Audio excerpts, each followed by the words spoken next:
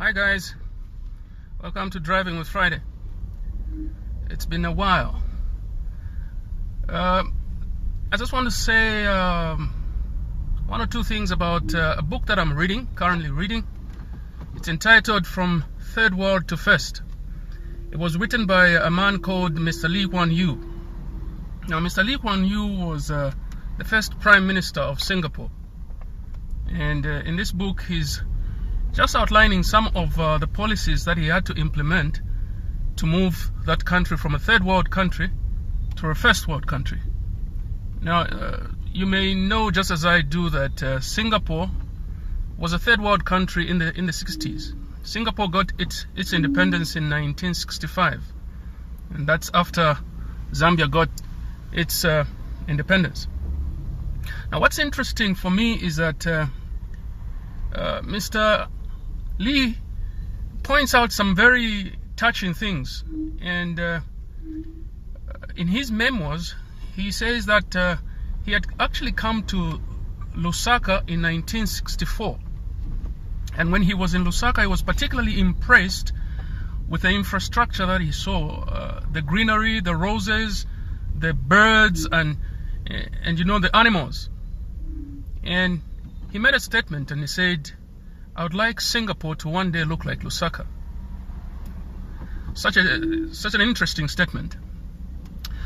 But then he says that he was to come back 6 years later for what they used to call non-aligned conference meeting, and 9 years after that as well, he was to come back for what they used to call another type of conference. Now, when he came back 6 years later, his visit was different and his experience was different, because the roses that were there in 1964 had all disappeared, and he says that they were replaced with weeds. And 9 years later, when he came, the roundabouts that he used to admire that had the greenery had also given up. They had replaced that with concrete, and he wondered why. And he again made a statement and said, the city that once inspired me has become a sorry sight. Now, Singapore moved from a third world country to a first world country in 30 years. This is over 50 years of independence as Zambia. And according to Mr. Lee, this country has become worse than it was before independence. Let me just share one of the things that I learned from this book. I'm sure you may have heard a statement. Somebody said, "Show me 5 of your friends, and I'm going to tell you how your future is going to look like." And that's so true, because you see, you cannot be better than your friends, because friends influence you. Now, Mr. Lee is taking this adage and is applying it to a macro level, national level. And he says that, you see, if you're going to move a country from a third world to a first world, you must associate yourself with countries that are in the first world. You cannot have all your allies in the third world.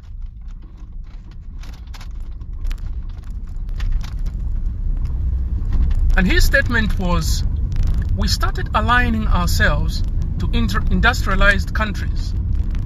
And we were aligning ourselves to industrialized countries not because we wanted to be parasites that would be fully only dependent on them for help.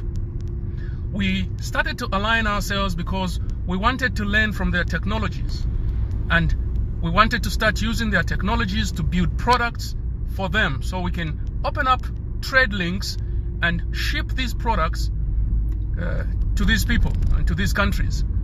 Because when we do this, then we'll become valuable.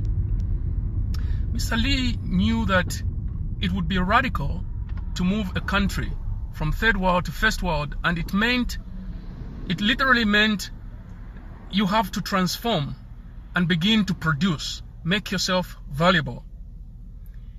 And the sentiments that he says touch me, because I'm a Zambian and I would like to see this country move forward. But you see, we need political will. We need policies that will move us. We need to identify and know that we cannot align ourselves to people that are in the first world for the sake of seeking help from them. When we align ourselves to America, when we align ourselves to Britain, when we align ourselves to these big economies that have moved on, it's because we want to get their technology, get it here so we can produce products, so we can begin to trade with these big economies. This is what Singapore did. Thank you very much for driving with Friday today. I think this book needs to be read by every politician and everybody who aspires to become a leader. I'll put a link down below this video. You need to read this book. If you are already a leader, political leader, or somebody who aspires to be a leader, because I believe one thing: a leader is somebody who wants to move his people from slavery to the promised land, from some bad situation to a good situation. If you are a leader, it's because you saw something bad and you showed up to fix that problem. That's why you're a leader. If you are a leader and all you're doing is just enriching yourself, let me tell you one thing: you're not a leader. You're a fraudster. You're a crook. Leaders think beyond their skin. They think beyond themselves.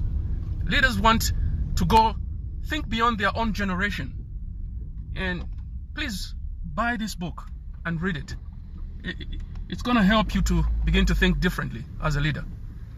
Thank you once again for driving with Friday. It's been nice.